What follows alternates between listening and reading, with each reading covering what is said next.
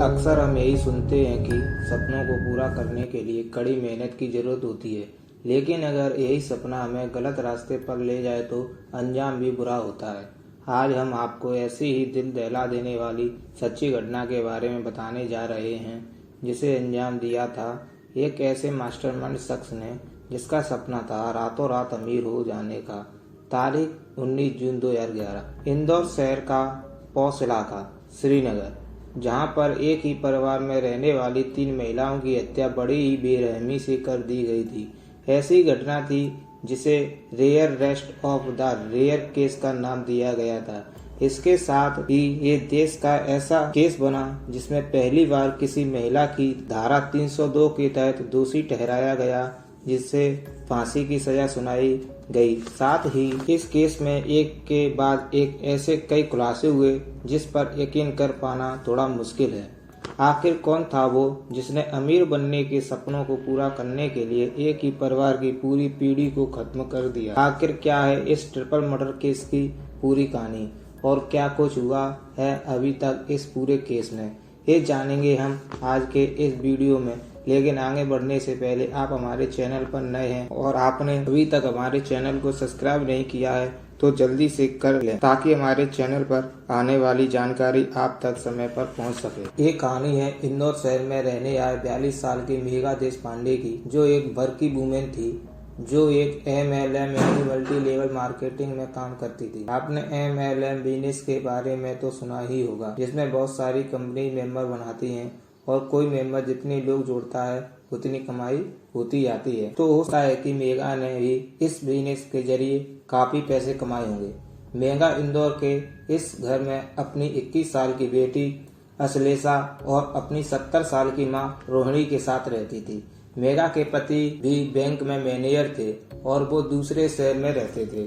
मेघा देशपांडे का परिवार उज्जैन से कुछ समय पहले इस शहर में आया था और वह हंसी खुशी यहाँ रह रहे थे। इसके साथ ही मेघा को कीमती ज्वेलरी पहनने का भी बहुत शौक था, इसलिए वो अक्सर जब भी बाहर जाती थी वो अपने गहनों को पहनकर ही निकलती थी। एक दिन मेघा अपने इन्हीं कीमती गहनों को पहनकर शॉपिंग मॉल में गई। यहाँ लोगों की बहुत भीड़ थी, हर कोई मॉल में शॉपिंग करने और घूमने आया था। इसी भीड़ में मेघा की मुलाकात 23 साल की नेहा वर्मा नाम की एक लड़की से हुई। नेहा दिखने में जितनी सुंदर थी उतनी ही वह खुश मिजाज लड़की भी थी। उसे नए नए दोस्त बनाना बहुत अच्छा लगता था। इधर नेहा का रोहित नाम का एक बॉयफ्रेंड भी था, जिसकी उम्र 24 साल थी। दोनों एक दूसरे से बहुत प्यार करते थे और एक दूसरे से ही शादी करना चाहते थे, लेकिन दोनों की आर्थिक स्थिति ठीक नहीं थी। नेहा के पिता एक बैंक चालक थे, इसलिए घर में पैसों का अभाव रहता था। इसके साथ ही नेहा और उसके बॉयफ्रेंड की एक खास बात ये भी थी कि इनके अरमान एक जैसे ही थे। दोनों ही रातों रात अमीर होने के सपने देखते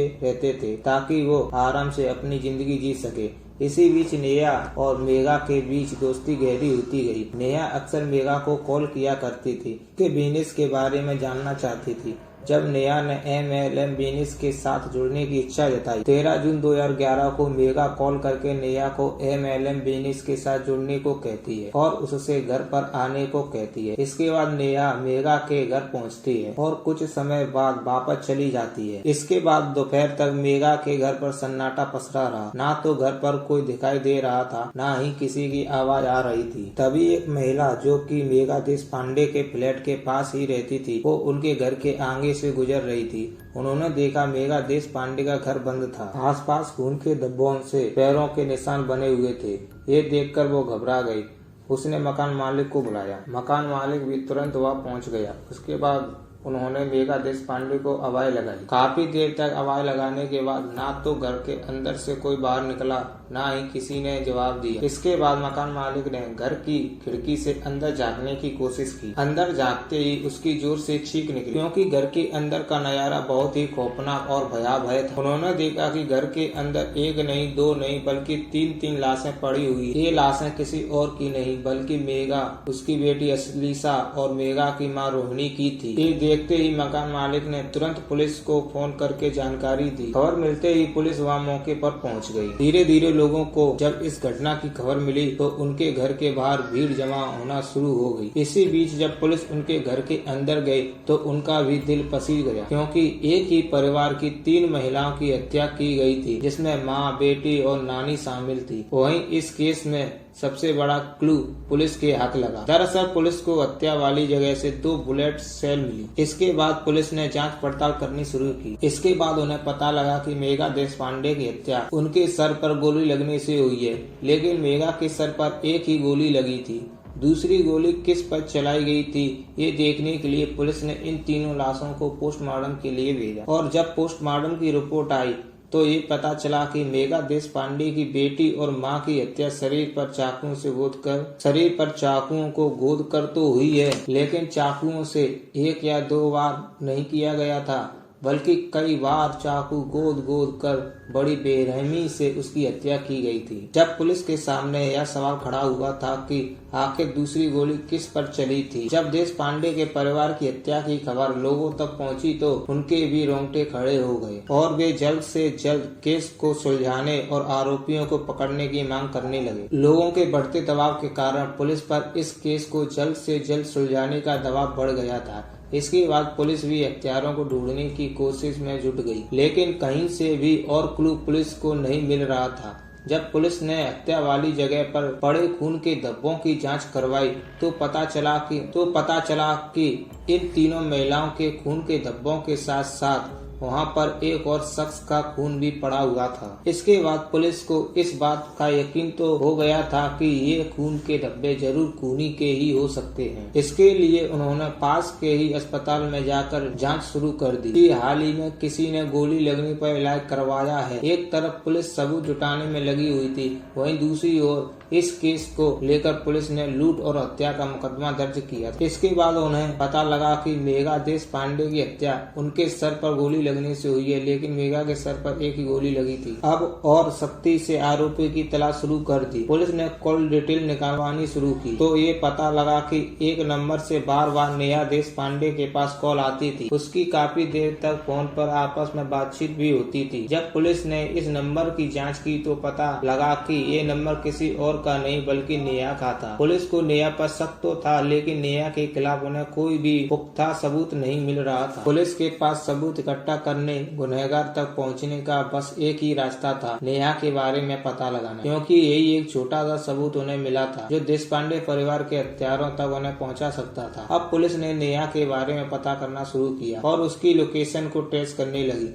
जब पुलिस को यह पता लगा कि नेहा एक एटीएम के पास है तो पुलिस भी उसी लोकेशन पर पहुंची जहां पर नेहा थी। इसके बाद जैसे ही नेहा एटीएम के अंदर गई तभी उन्होंने मौका पाकर उसे वहीं पकड़ लिया। पुलिस ने नेहा को हिरासत में लेने के बाद उससे पूछताछ की, लेकिन उसने कुछ नहीं बताया। इधर पुलिस ने एक ऐसे शख्स को पकड़ा जिसने हत्या वाले दिन एक झूठी एफआईआर दर्ज कराई थी और वह शहर के एक हॉस्पिटल में अपना इलाज करवा रहा था।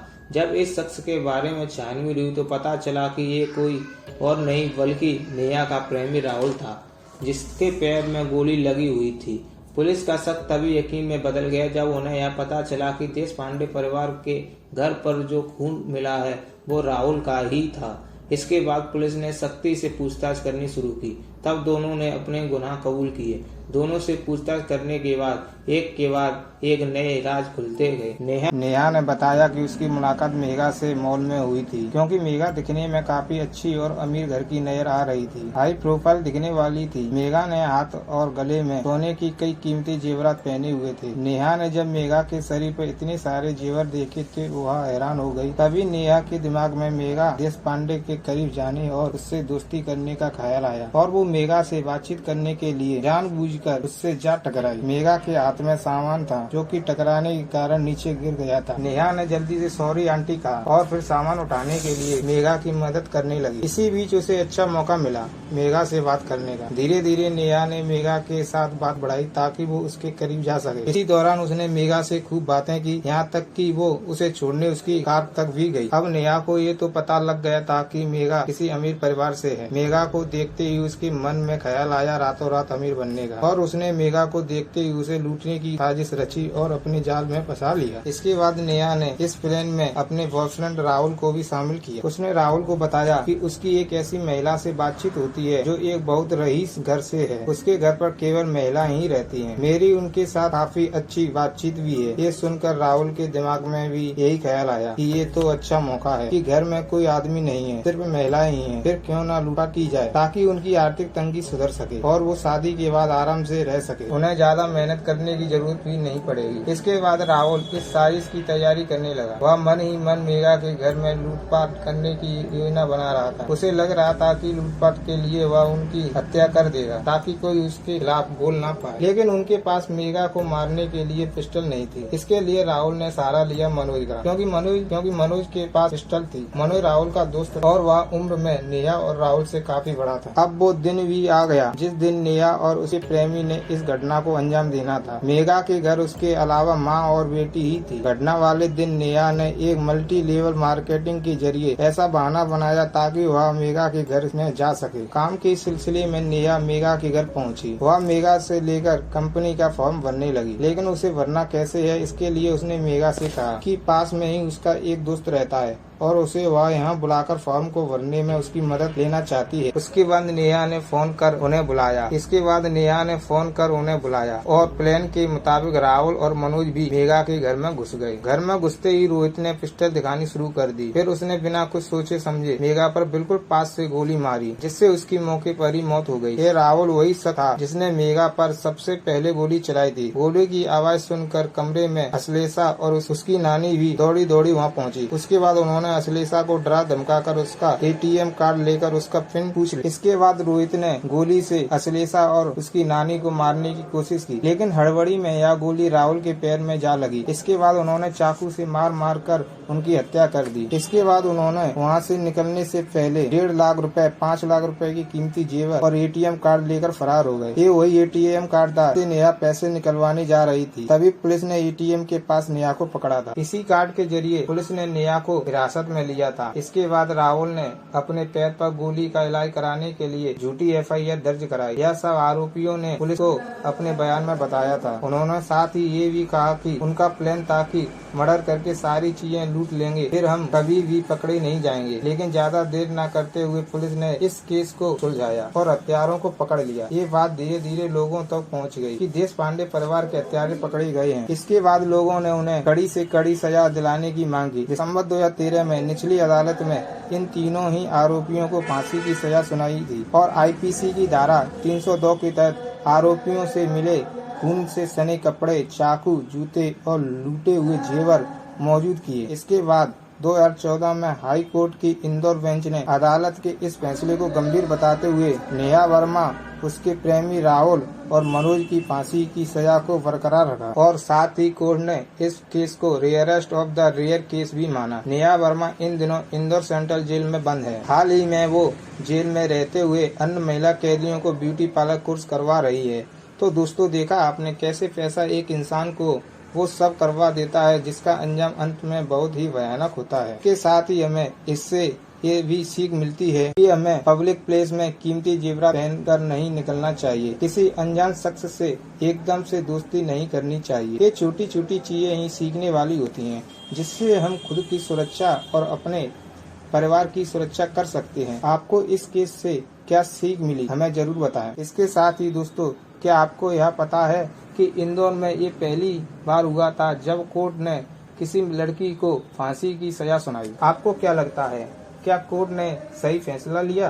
क्या कोर्ट ने उन्हें सही सजा सुनाई? आपके मुताबिक आरोपियों को और कौन सी सजा मिलनी चाहिए थी? और कैसी लगी आपको ये ट्रिपल मर्डर केस की कहानी? आप हमें अपना जवाब कमेंट बॉक्स में जरूर दीजिए। यह मेरे चैनल की पहली वीडियो है, प्लीज लाइक और सब्सक्राइब अवश्य कर देना और ऐसी ही जानकारी पाने के लिए हमारे चैनल पर बने रहिए।